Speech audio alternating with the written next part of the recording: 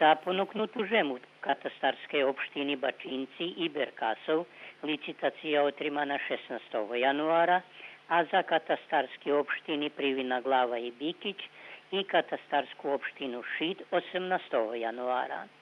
Poneže konečni rezultati išće komisija nje objavila, možeše jedino povest, že zakupeni povrchnosti u glavnim placeni po počatnej ceni, ale u Batrovcoch napríklad žem zakupena i po 80.000 dinari po hektare, co i 4 raz vecej od počatnej ceny.